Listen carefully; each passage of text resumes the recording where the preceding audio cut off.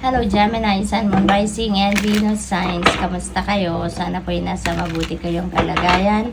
Welcome back po sa Star Tarot. Kung bago kayo dito, welcome din kayo. Thank you sa inyong support. I truly appreciate it. God bless you all. Gemini, paunang mensahe ninyo, improving health. Ayan. So, maaaring ang iba sa inyo dito, Gemini, ay makakatanggap ng healing energy, no? At kung ano man ang inyong iniindang sakit sa katawan or, may mga physical struggles kayo, baka ngayon magsimula na kayong makaramdam ng pag-improve ng inyong kalusugan, ng inyong kalagayang pangangatawan. We have yes. Ayan. Merong yes. Baka magsasabi kayo to someone na yes, or baka kayong pagsasabihan ng yes. Or pwede rin na this is a go signal para sa'yo na sige, go for it, no? It is a yes. We have listened to your intuition. Ayan, so, kayo? Divinely guided kayo, Gemini. Kasi binibigyan kayo ng heads up dito na makinig kayo sa inyong intuition. Ibig sabihin, merong gabay, merong mga mensahe, may mga impormasyon na padala sa inyo ang universe na kailangan ninyong malaman, kailangan ninyong pakinggan, kailangan ninyong makita, diba? Kasi there could be also vision, there could be also signs, symbols, and synchronicities, no, na pinapadala din sa inyo aside from intuitive messages. And those are all guidance, no, para sa'yo. Forgiveness, maaaring magpapatawad na kayo sa ngayon. Maaaring merong hihingi sa inyo ng inyong kapatawaran, mag-apologize. Pwede rin na kayo, nahihingi ng forgiveness ng kung sino man ang nagawa ninyo ng hindi maganda, no, or hindi tama, or hindi pata. So maybe, you are choosing love sa ngayon, kaya you are ready to forgive, or you are ready and willing to ask for forgiveness, no? What else? We have abundance. Napakaganda naman. This is abundance of money coming your way, Gemini. Tingnan ninyo, parang uulan ng pera, no? Kung nakikita ninyo yung vessel na hawak ng angel, golden vessel, punong-puno ng coins, binubuhos. So parang ganun din ang mangyayari sa inyo. Baka bubuhos din, uulan, kumbaga ng pera sa inyo. This is financial blessings coming your way, and it's gonna come in abundance. So talagang you are definitely blessed, no? Pagdating sa kaperahang aspeto, samahan nyo pa ng improving health, so talagang aswerte ninyo, hindi ba?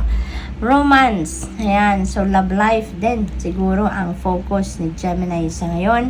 Baka ngayon magkakaroon na kayo ng love life, magkakaroon na kayo ng manliligaw, magkakaroon na kayo ng karelasyon, or kung nasa relasyon na kayo, baka ngayon mas lalo pang maging maganda, masaya, closer, magle-level up na din siguro yung inyong relationship with your person kung nandoon na kayo sa sitwasyon na yun, So, napakaganda naman. We have be assertive. Ayan, kung meron kayong mga plano, may mga balak gawin sa ngayon, wag na kayong magpatumpik-tumpik pa, wag na kayong magdalawang isip.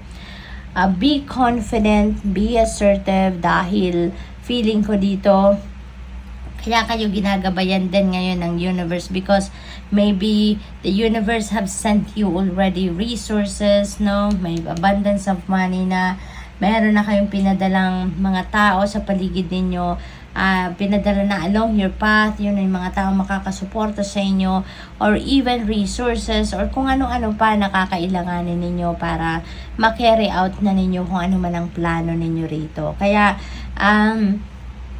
makinig kayo sa inyong intuition. You are guided, you are being shown the way kung saan na kayo papunta, ano na ang dapat ninyong gawin sa ngayon, okay? Magtiwala lang kayo sa inyong sarili sa ngayon, dahil feeling ko dito, napipick up ko sa reading na to, you are being supported, you are being sent support already. So baka yung kulang na lang sa inyo is yung confidence ninyo. So activate nyo na yan, kasi lahat ng support na kakailanganin ninyo ay maaring nandiyan na, no? So what else? We have meditation bring answers. So siguro marami pa rin kayong pagdududa sa inyong sarili, pagdududa sa inyong sitwasyon. Marami din kasi siguro kayong mga katanungan, mga bagay na hindi malinaw sa inyo. So I suggest, mag-meditate kayo kasi para malinawan ang inyong isipan, magkaroon kayo ng clarity of mind sa ngayon. Okay? At meditation brings answers. Kaya magkakaroon kayo dito ng kalinawan sa inyong isipan. Kung ano man ang mga question mark na nandiyan dyan sa isip ninyo, for sure, magkakaroon na yan ng kasagutan. No? What else? There's something better. Kung merong sitwasyon dito sa inyo, Gemini, na dinideny sa inyo or dininay sa inyo ng universe, may pinagkakaabalahan kayo na hindi nag-materialize, plano na hindi nag-come to fruition, huwag kayong mag-alala. There is something better. Kasi ibig sabihin, dininay sa inyo yan ng universe simply because hindi yan para sa'yo. Hindi yan ang makakabuti para sa'yo. Hindi yan ang best para sa'yo. Diba?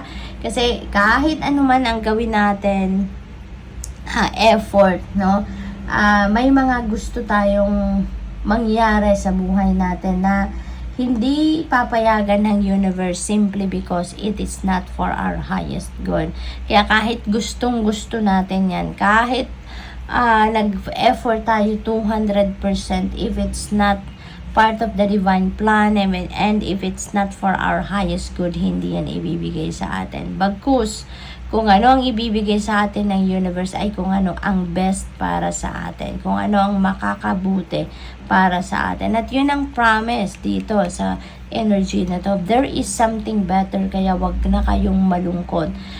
Hindi man nag-materialize ang pinag-effortan ninyo sa ngayon, wag kayong mag-alala. The universe is brewing something for you. At one day, when the right time comes, it will just unfold sa buhay ninyo at yan ang makakabuti para sa iyo. Good luck. Thank you for watching. Love and light. Namaste.